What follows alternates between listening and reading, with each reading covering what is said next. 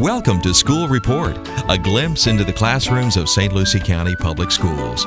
School Report provides the opportunity to share with the community academic and extracurricular activities of students in our schools. And now, here is School Report.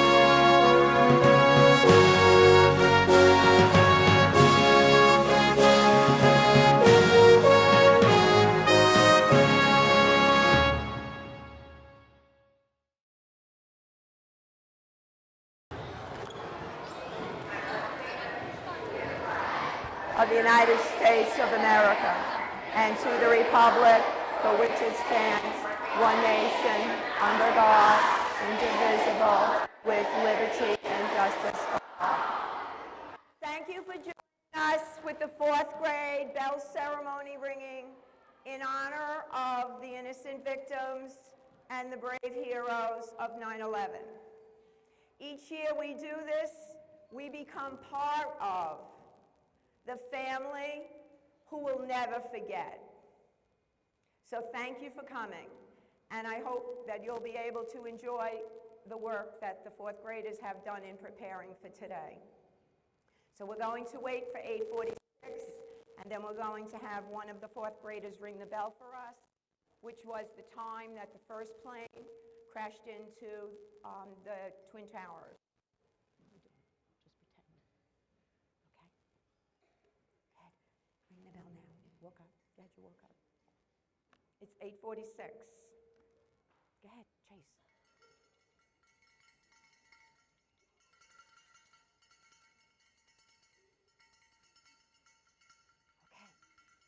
Okay. And now we'll have a moment of silence. You'll time it for me. 30 seconds.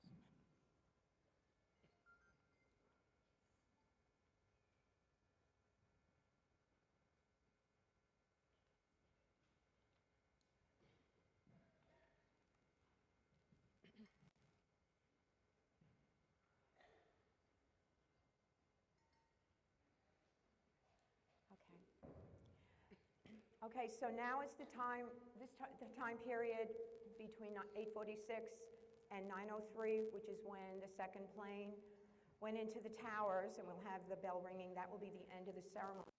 I'm going to go over a little bit different this year and follow what it was like on that day back in New York City. So it was a clear, sunny day on September 11th, 2001. I can still see the sky. It was a beautiful shade of blue, no white clouds, bright sun, about 70 degrees with a wind. It was just beautiful. We were just changing into the fall season. We didn't have to wear jackets. An absolutely perfect day. Al-Qaeda terrorists boarded 3 hijacked passenger planes, carried out a coordinated suicide attack that day against the World Trade Center in New York City and the Pentagon in Washington, D.C., killing everyone aboard the planes and nearly 3,000 people on the ground. A 4th plane crashed near Shanksville, Pennsylvania, in a field, killing all aboard, after passengers on that crew were able to overtake the terrorist on the plane, but the terrorist crashed the plane into the ground. The following is the chronology of how the events of 9/11 unfolded. So this is a short little history lesson so that we never forget. At 7:59 a.m., American Airlines Flight 11 takes off from Boston Logan International Airport en route to Los Angeles. 8:14 a.m., United Airlines Flight 175 takes off from Boston Logan Airport, headed for Los Angeles. 8:20 a.m., American Airlines Flight 77 takes off from Dulles International Airport in D.C. It is also headed for Los Angeles. 8:41 a.m., United Airlines Flight 93 takes off from Newark International Airport en route to San Francisco. Now you might notice that all of the planes were going from the East Coast to the West Coast. And the reason that the terrorists picked those planes was because they would have the highest amount of fuel in the planes to get them from the East Coast to the West Coast. And their objective that day was to cause the most damage. So that's why they selected those 4 particular flights. At 8:46, American Airlines Flight 11 crashes into the North Tower of the World Trade Center in New York City, killing everyone on board and hundreds inside the building. 1 minute later, at 8:47, New York City Police Department and Fire Department forces dispatch units to the World Trade Center, while the Port Authority Police Department officers on site began immediately evacuating the North Tower. Everyone was in disbelief. We thought that somebody didn't know how to drive the plane and they kind of just crashed into the towers because they were so tall. And we were watching televisions and there was flames and smoke coming out, and we were saying, how could that pilot make such a mistake, flying into the World Trade Center? That was our first thoughts. At 9:02, officials began to evacuate the South Tower because an airline stewardess on Flight 175 was able to get in contact with the FAA via communication from the plane to let them know that there was a second plane. And then, even though we, the public, didn't know, the people in charge of New York City knew that they had to now try to evacuate the second tower. 1 minute later, at 9:03, hijackers of United Airlines Flight 175 crashes into the South Tower, killing everyone and hundreds of people in the building. Now, today's ceremony is kind of focused on New York City because this is how, in the schools in New York City, this is how we did it. Although I was not a teacher on September 11th, I did teach in the New York City schools subsequent to that date. And this is how we did it with our classrooms, and that's why we brought the ceremony down here to Oak Hammock. But I do want to mention the other two flights. At 9:37 a.m., hijackers on Flight 77 crashed the plane into the Pentagon. And those of you in middle school know that the Pentagon is the brains of our armed forces, and the object of hitting that building was so that America could not have, they would sort of put us in disarray as far as responding to this attack. At 10:07 a.m., passengers on the last hijacked plane, and if there was ever anything positive that happened on this day, I just want you to listen carefully. The passengers on the last hijacked plane learned of the attacks in New York City. By now, it's an hour later, and they were able to use cell phones to contact their family members who told them what was going on in New York City. By now, these people on this plane, the hijackers had already identified themselves. So there were people we know from, when you visit the New York City Museum, there's a reflection of what went on this particular plane. And what happened, the people in the back of the plane were able to whisper or whatever they did to develop a plan to overtake the hijackers. And these people, to me, even though we had our fire department and the police department and every other medical people who came to help, these were everyday citizens. And to me, they demonstrate that when you say no to a bully, you are in power. And I always like to tell that to the students because we know that we don't want bullies here at Oak Hammock, okay? And these people did not stand by. They were not the bystanders that just stood there and watched something terrible happen. They took action. And this plane was either going back to the White House, where the president is, or to Congress, which is where all the brains and our elected officials create the laws that we live by in America. So I always like to give recognition, especially to this group. In response, the hijackers deliberately crashed the plane into a field near Shanksville, Pennsylvania, and all of the passengers and crew members died. By 10:28, only about an hour and a half, maybe a little more than an hour and a half later, both the North and the South Towers of the World Trade Center had collapsed. At this moment in time, I'm looking for my principal, Mrs. Wigginton. This is something that we're adding this year to our Hammock bell ringing ceremony. Ms. Wigginton is going to share a personal reflection on what it was like for her on 9/11. Thank you. Yeah. That's okay. Oh, okay. Can I talk on the phone? We're off by everything. Oh, no, you'll have to put different times. Good morning.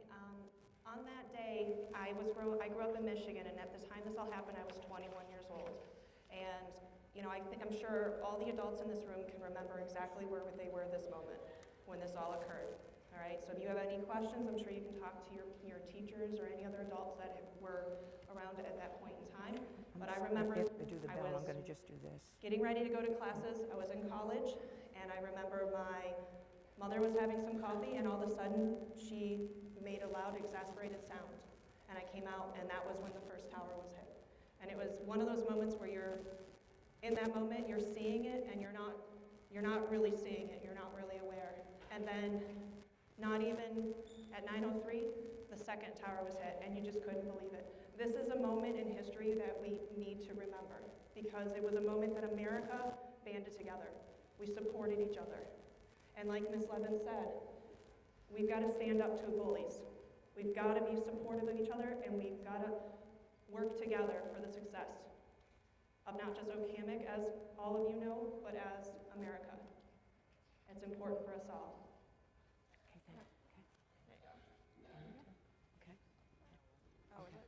All right, right now it's 9:01. At 9:02, we'll have the bell ringing. You let me know. And then there'll be just a short reflection afterwards.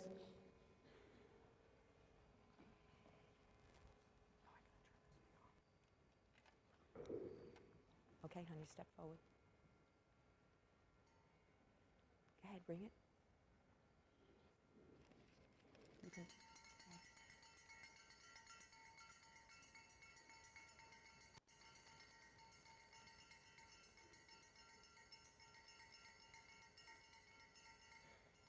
Okay. Okay. All right, step back.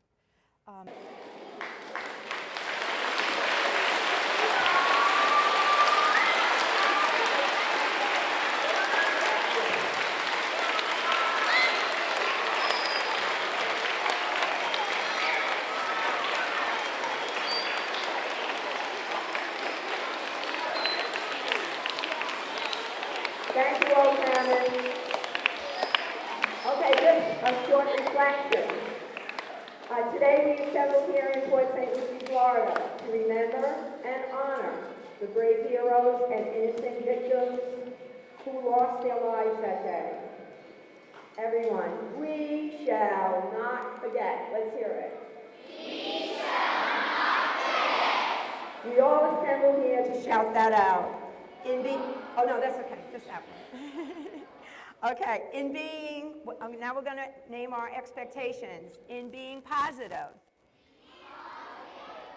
which means we will, you don't have to repeat this, which means we will not speak negative about another person. If we don't have anything nice to say, we won't say anything. We will not tolerate any bullying in our school. If we see someone bullied, we will give the stop sign, and we will ask an adult for help. We believe in being responsible, which means that we are accountable for being a good citizen, being kind to our friends and family, just doing the right thing. We believe in being safe. We will always help someone if they look like they are in trouble.